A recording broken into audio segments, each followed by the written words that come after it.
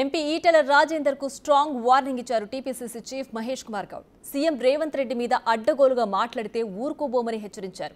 ఈటెల రాజేందర్ రెడ్డి కులమా ముదిరాజు కులమో సమాధానం చెప్పాలన్నారు. బీజేపీ రాష్ట్ర అధ్యక్ష పదవి రావడం లేదన్న ఫ్రస్ట్రేషన్తో పిచ్చి పిచ్చిగా మాట్లాడుతున్నారని ఫైర్ అయ్యారు.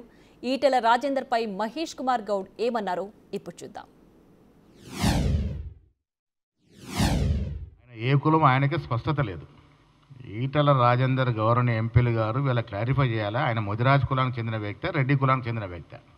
బీజేపీలో ప్రెసిడెంట్ పదవి దక్కట్లేదని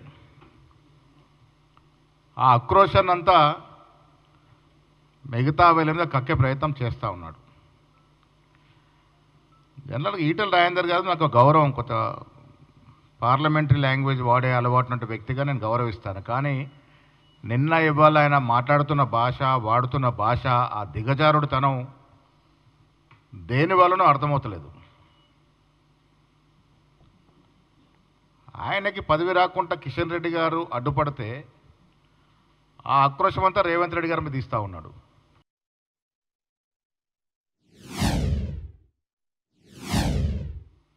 ఇవాళ ప్రభుత్వం పడిపోతుంది అంటారు. ఎందుకు పడిపోతుంది ఆయన? మీరు బీసీగా ఉండి ఆనాడు కేసీఆర్కి అడుగులకు మడులు దొత్తి బీసీలకు చేయలేకపోయినారు కాబట్టి ఇలా కుల సర్వే చేసినందుకు ప్రభుత్వం పడిపోతుందా? సగర్వంగా 42% రిజర్వేషన్ బీసీలకు ఇచ్చినందుకు ప్రభుత్వం పడిపోతుందా? మహిళలకు ఉచితంగా బస్సు ఇస్తున్నందుకు పడిపోతుందా? సన్న బియ్యాల కార్యక్రమం ప్రపంచ చరిత్రలో ఎక్కడ లేని విధంగా సన్న బియ్యాల కార్యక్రమం ప్రారంభించినందుకు పడిపోతుందా? 500 బోనస్ ఇచ్చినందుకు పడిపోతుందా? 60,000 ఉద్యోగాలు ఇచ్చినందుకు పడిపోతుందా?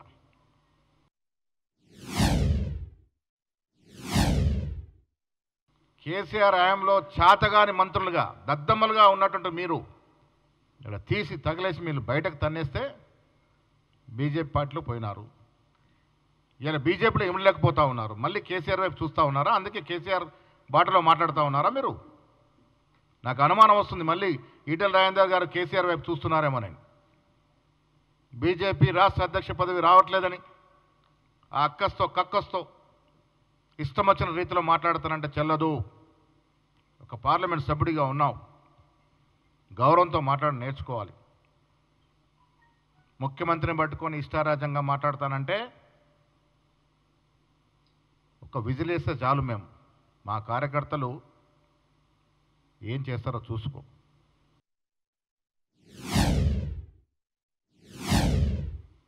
కానీ మీ అవసరాల కోసం మీకేదో పదవులు రాలేదు బీజేపీలో అని హైకమాండ్ దృష్టిని ఆకర్షించాలి కాబట్టి ఎవరినంటే వారిని ఇష్టం వచ్చినట్టు మాట్లాడతామంటే ప్రజలు ఊరుతూ కూర్చోరు.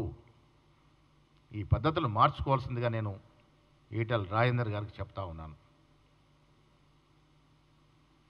ప్రజాక్షేత్రంలో మాట్లాడే తీరుంటుంది. కేసీఆర్ గారు 10 ఏళ్లుగా ఈ రాష్ట్ర ప్రతిష్టని ఆయన మాడిన భాష ద్వారా దిగజార్చిండు. ఆ అలవాటు మీకు కూడా వచ్చినట్టుంది. ఈ భాష మాట్లాడితే ప్రజలు అట్రాక్ట్ అవుతారు, నాకేంతో పేరు ప్రతిష్టలు వస్తాయి అనుకుంటే అది పప్పులో కాలేసినట్టే. ప్రజలు అన్నీ గ్రహిస్తూ ఉన్నారు. మీకు ప్రజలు అధికారం ఇచ్చి మీ చేతకానాన్ని గ్రహిస్తూ ఉన్నారు, చేతకానితనాన్ని.